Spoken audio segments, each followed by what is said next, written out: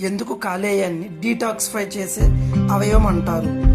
డీటాక్సిఫికేషన్లో ప్రధాన పాత్ర కాలేయం. శరీరంలో అతిపెద్ద గ్రంథి అనమాట. ఇది రక్తంలో హానికర పదార్థాలను వడపోసి మిగతా శరీర భాగాలకు వెళ్లకుండా అడ్డుకుంటుంది.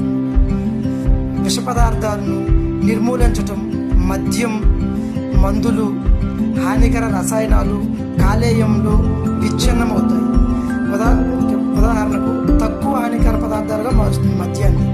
ప్రోటీన్ శరీరంలో కరిగిపోయినప్పుడు ఏర్పడే అమ్మోనియా విష పదార్థం యూరియాగా మారి మూత్రం ద్వారా బయటకు వెళ్తుంది. మందులు, ఔషధాలు మెటబలైజ్ చేయటం కాలేయం ఫార్మాస్యూటికల్ మందులను ప్రాసెస్ చేస్తుంది. అవసరాన్ని బట్టి మందులను క్రిషలను చేసి మార్చడం లేదా నిష్క్రియ చేయడం జరుగుతుంది. పదార్థాలను కరిగించేటప్పుడు రక్త కణాలను తొలగిస్తుంది. హెమోగ్లోబిన్ను విచ్ఛిన్నం చేసి బిలిరుబిన్ను ఉత్పత్తి చేస్తుంది అన్నమాట. ఇది ఎక్కువైతే జాండీస్ వస్తుంది.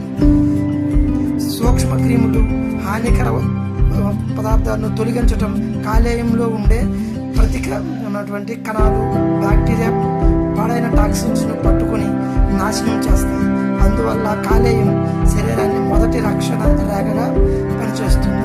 పిత్రాసనం చేయడం, పిత్రాసనం ద్వారా కొలెస్ట్రాల్, బిలిరుబిన్ వంటి వ్యర్థ బయటకు వెళ్తాయి అన్నమాట. అలాగే జీర్ణక్రియ సాయం చేస్తుంది. డీటాక్సిఫికేషన్కు మొదట తగ్గిన మద్యంలో మందులు తీసుకున్న, తిన్న శరీరాన్ని శుభ్రంగా ఉంచి రక్షించడానికి కాలేయం నిరంతరం పనిచేస్తుంది. మొత్తం మీద కాలేయం రక్తాన్ని వడపోసి విష పదార్థాలను నిర్వీర్యం చేసి మందులను జీర్ణం చేయడంలో సహాయపడుతుంది. వ్యర్థాలను తొలగించి సూక్ష్మక్రిములను నాశనం చేసి పిత్రాశయం ద్వారా హానికర పదార్థాలను బయటకు పంపే